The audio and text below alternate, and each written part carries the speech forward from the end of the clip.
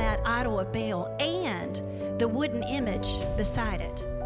And he told him to take that wooden image and bust it up, and it was firewood for the sacrifice to God. See, when God's going to defeat the enemy, sometimes he's not going to just, knock him out. He's going to take it and not just knock them out, but he's going to show them what kind of God he is. He's going to take your idol, and he's not going to just bust it up. He's going to make it for a sacrifice to him so that he gets the glory rather than that idol gets the glory. Welcome to the Beaufort Church of God. We are so excited that you are joining with us today. This audience that is viewing us through the television is part of our family. We take this as an honor and a privilege to serve you today, and we're asking God that the same anointing we feel in the sanctuary will be communicated through your television right there into your home. We believe that where 2 or 3 are gathered together, either in person or through this means of communication, that we are gathered together in His name and He is there among us. And we're asking God to meet those needs in your life today. And we're going to pray a special prayer for you today. We're going to ask God to bless you and guard you and allow this service to minister to you. In Jesus' name. Amen. God, I ask you to touch every viewer today. Be with them. Go meet them right there where they are. I pray you to restore them, heal them, bring them to the knowledge of you, God, and bless them and let your glory be revealed. In Jesus' name, amen. Amen. God bless you. Enjoy the service.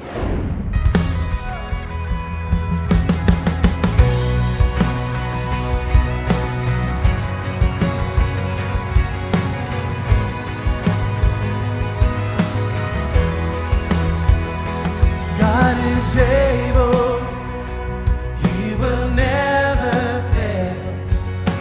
He is Almighty God, greater than all we see,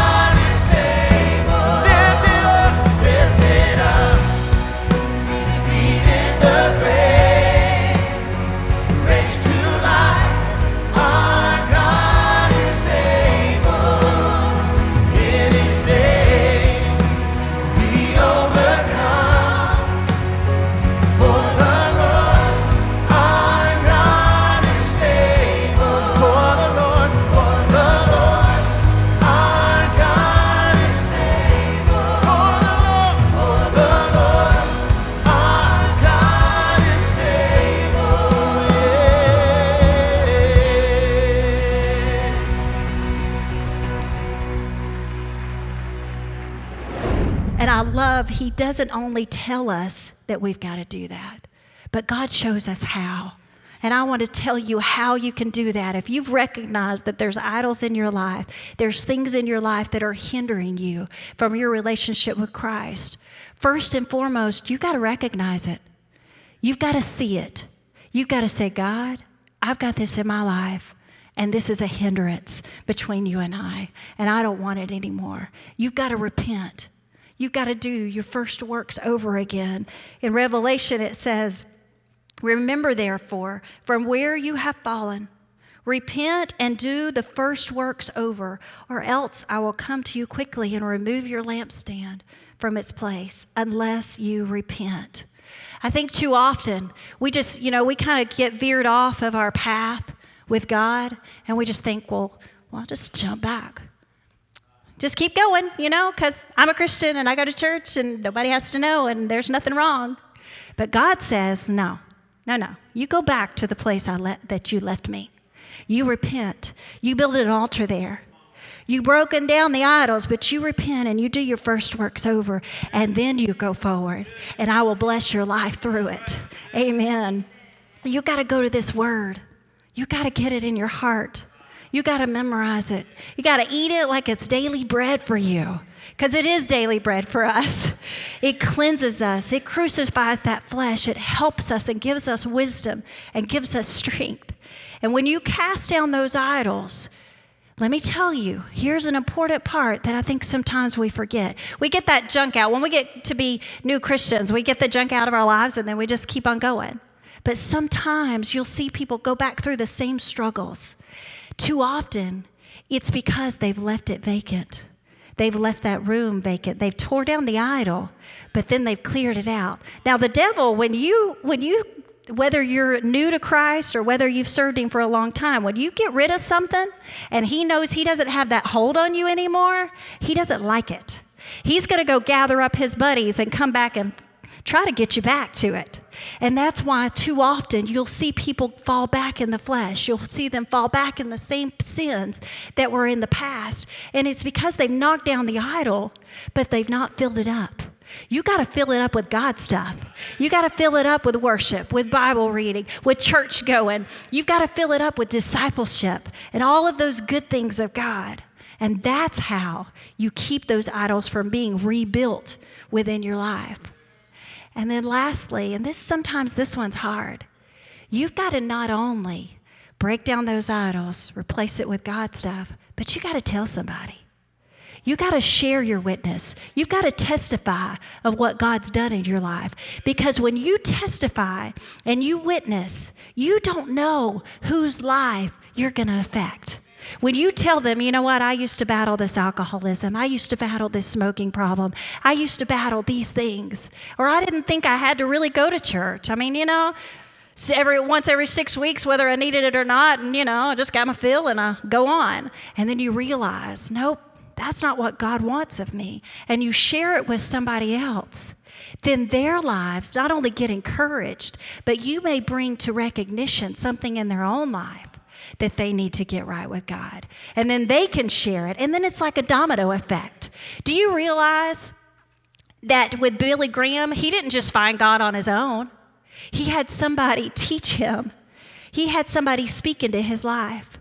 Jensen Franklin preaches every Sunday, and you hear him, and he's a great preacher. And our pastor here, Pastor Joey, comes in, and he has a word from God, and it pierces our heart. But they're not the only ones that are called. I'm not the only one to get up here and preach the gospel. You have people in your life that need to hear about the idols that are coming down in your life. Because God can use your life. He can reach that neighbor next to you more than he can use me to reach that neighbor. Amen? You've got to witness. You've got to share it. And I love, because that's what God told us in Matthew. He said, go therefore and make disciples of all nations. He didn't say, Pastor Joey, go therefore. He didn't say, Pastor Mia, you go and make disciples.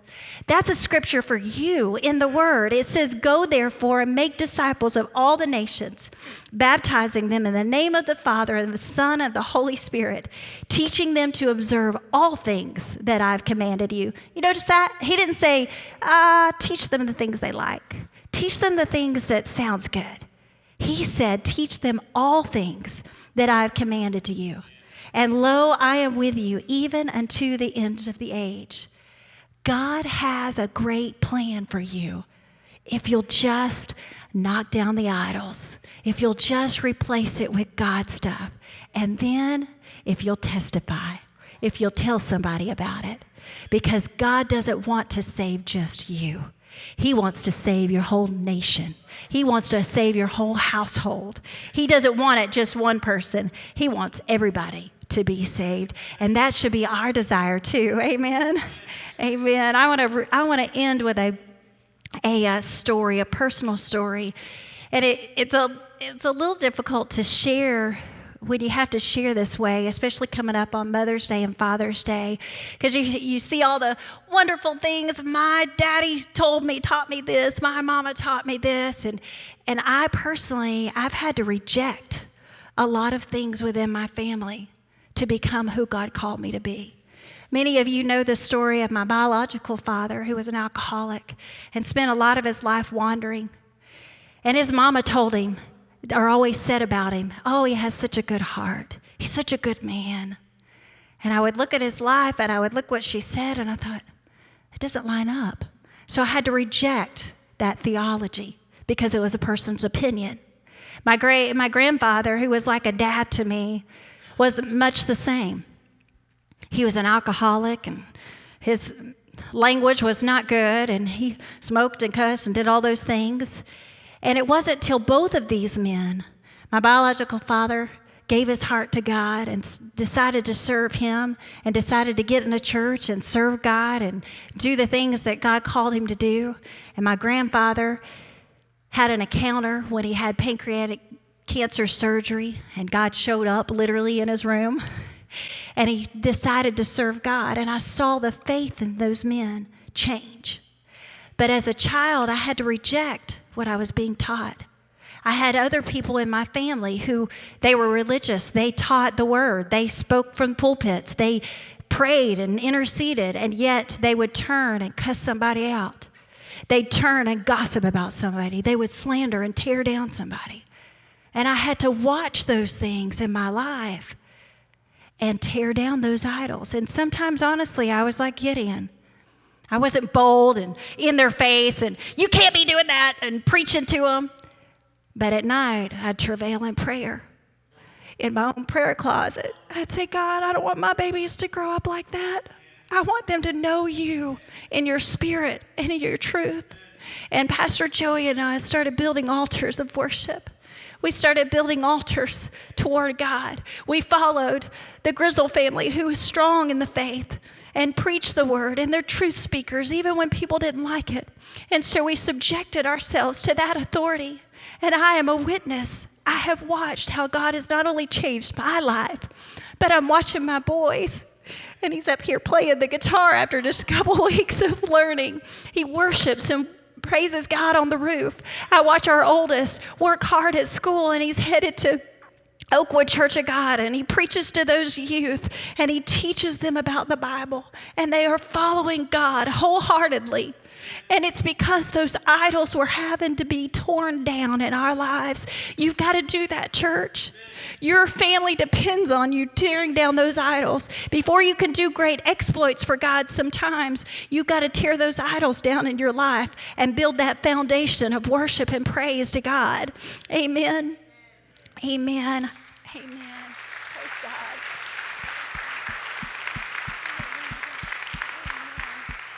I am so thankful that he has taught me that, and I hope that something that I've said today penetrates your heart and you make a change for him, because he's worth it and your family's worth it. Before we close today, I'll ask Pastor Todd to come, and I want to pray a salvation, because that's the start. If you're away from God, or you've been away from him for a while, or maybe you've never known him, the beginning of life is tearing down that idol of self and saying, I'm going to tear that sinner self down and I'm going to serve God. And so I want to give you that opportunity today. If everybody will stand, and if you'll pray with me, those online, I want to say to you, as Pastor Joey says, you don't have to go to hell. You don't have to live your life with idols built up in your life and you're separated from God. So I want us all to say this prayer together, and then Pastor Todd will lead us in a song of worship, and we'll bless and open the altars for prayer. But say after me, God, I love you, and I am so sorry. I am a sinner, and I want to be changed. I want to be like you, God, and I don't want idols in my life. Lord, I believe that you died for me and you're coming back again. And I want to live my life with you. In Jesus' name, amen. Amen. Pastor Todd, if you'll lead us in worship, and then we'll bless. This we know, we will see the enemy run. This we know, we will see the victory come.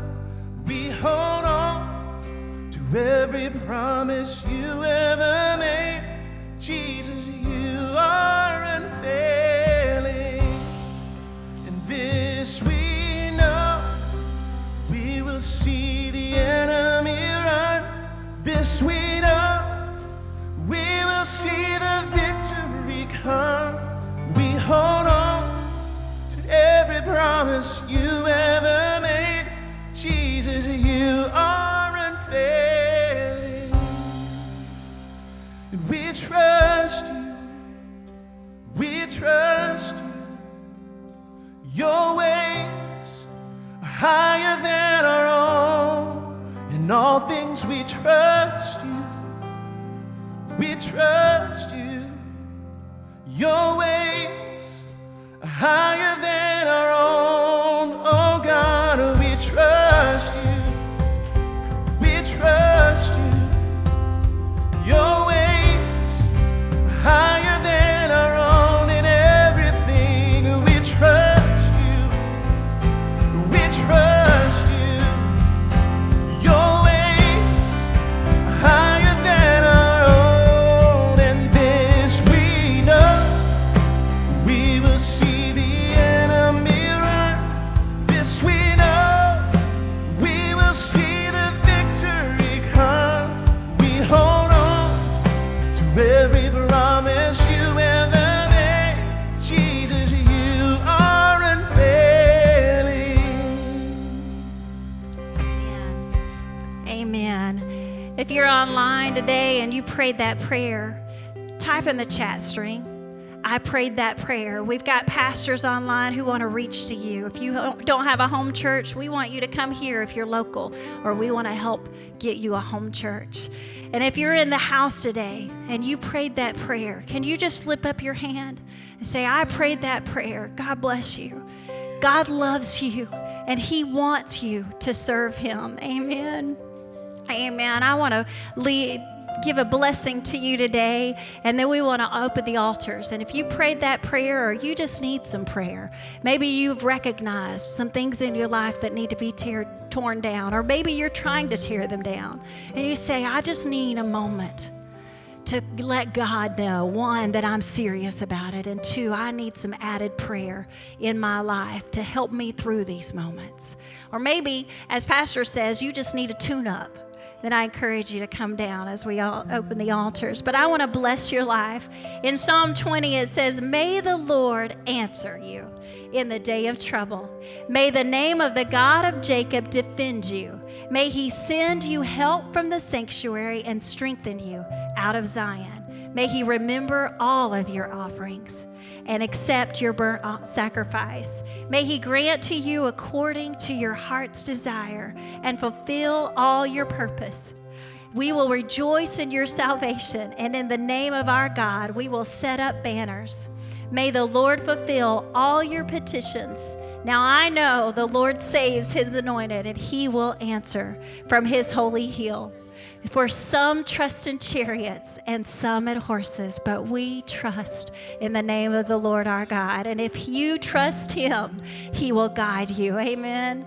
Let's pray. God, I thank you so much for today, and I pray that you would bless every person here, God, I pray you would anoint them, rescue them when they cry out to you, God. I pray that you'd bless their paths, bless their businesses, bless their babies and their bodies, God. I pray that you would go before them this week and be with them. In Jesus' name, amen. Come out of agreement with the lie that you have left me on my own. I am not alone. I come out of agreement with the worry and the fear I've come to know. They won't have a hold on me. Protector, you never, never, never let me go. You said you wouldn't leave me, and you won't. You're right by my side. Protector, I come into agreement with the truth that you are who you say you are. I can trust your heart. I come into agreement with what heaven has declared over my life. 'Cause I know that you fight for me. Protector, you never, never, never let me go.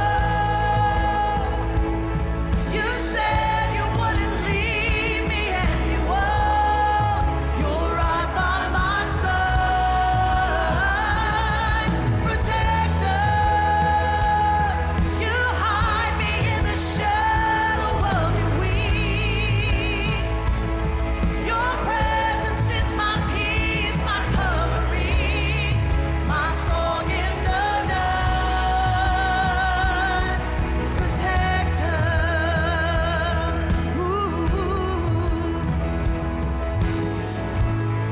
protector. No weapon, no worry will prosper against me. No darkness, no evil will tease or torment me. No weapon, no worry will prosper against me. No darkness, no evil will tease or